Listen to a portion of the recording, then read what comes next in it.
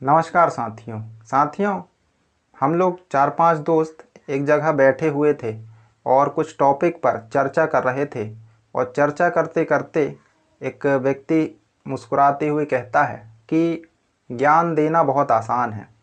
आज के समय में कोई भी आता है और ज्ञान देता है और चला जाता है। ज्ञान देना बहुत आसान है। हम जिस काम को कर रहे हैं, व्यापार कर रहे हैं, कोई उस परिस्थिति में काम करके, व्यापार करके, तरक्की करके दिखाए तब हम माने। तो साथियों, ये सवाल तो मजाक में शुरू हुआ था, लेकिन सवाल काफ़ी इंटरेस्टिंग है और आप में से बहुत सारे लोगों के दिमाग में ये सवाल ज़रूर आता होगा कि आजकल कोई भी ज्ञान दे देता है और ज्ञान देना बहुत आसान है।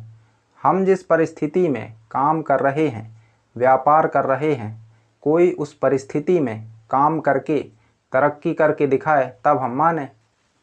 मैं आप लोगों से पूछना चाहूँगा, क्या आपको सच में लगता है कि हम जीवन में कितनी तरक्की करेंगे ये हमारे आसपास के लोग तय करेंगे, या हम जिस जगह रहते हैं वहाँ का एनवायरनमेंट, वहाँ का माहौल तय करेगा, या हम जिस जगह पर पैदा हुए या जिस जगह से हम लोग रहते हैं, क्या वहाँ का माहौल या वहाँ के लोग या वहाँ का एनवायरनमेंट तय करेगा कि हम जीवन में कितनी तरक्की करेंगे? तो फिर मैं आप लोगों से कुछ सवाल करना चाहूँगा। एक क्लास में एक जितने बच्चे होते हैं, वहीं टीचर सब बच्चों को उतने ही दिनों के लिए पढ़ाती है। वैसे ही क्वेश्चन पेपर सेट होता है, उतने ही दिनों के लिए क्लास लगती है। ऐसा क्या होता है कि बड़े होकर के उसी क्लास में से कोई आम आदमी निकल जाता है, उसी क्लास से कोई डॉक्टर, वकील, इंजीनियर निकल जाता है, उसी क्लास से एक क्रिमिनल निकल जाता है। एक माँ अपने 3 या 4 बच्चों को पालती है, एक जैसी परवरिश करती है, एक जैसे कपड़े दिलाती है, उतना ही प्यार करती है।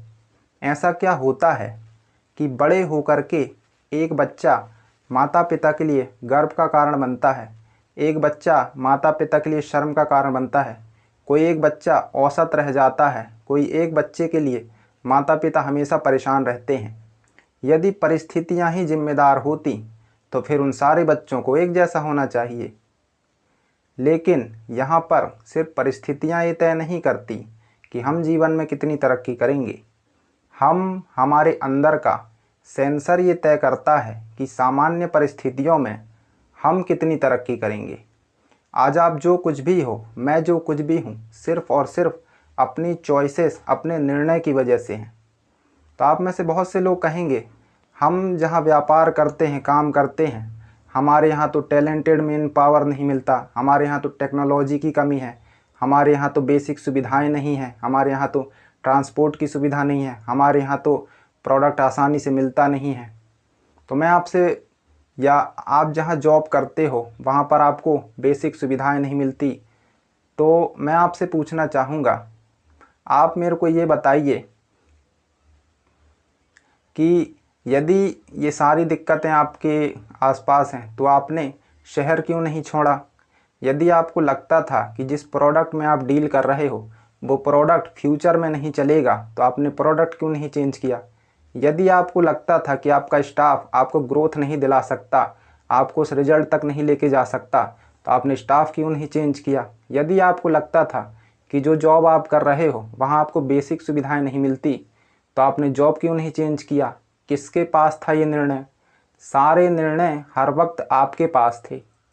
आप मेरे को ये बताइए, किसी भी मोटे से मोटे आदमी को नहीं पता क्या कि पतले कैसे होना है?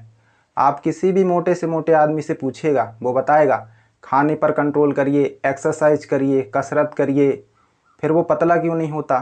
क्योंकि वो बहाने बनाता है, वो बच निकलने की एक गली तलाश करता है, जिसको हम लोग पलायन कहते हैं। अरे जो शक्तिशाली होता है वो परिस्थितियों से टकराता है, परिस्थितियों को चकनाचूर करता है, नए रास्ते बनाता है, वो रोता थोड़ी हर बार। तो आप में से बहुत से लोग कहेंगे, अब ये तो भाग्य और किस्मत की बात है। तो मैं आपसे कहूँगा, मैं सदियों पुराने विवाद में नहीं पड़ना चाहूँगा। भाग्य अच्छा हो या ख़राब, मेहनत तो आपको दोनों ही सूरतों में करनी ही पड़ेगी।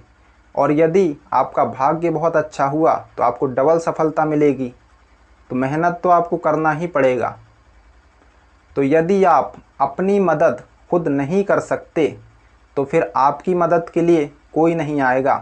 रोने वाले का कोई साथ नहीं देता है। तो इसलिए रोना बंद कर दीजिए, शिकायतें करना कम कर दीजिए। तो शुक्रिया, धन्यवाद, थैंक यू।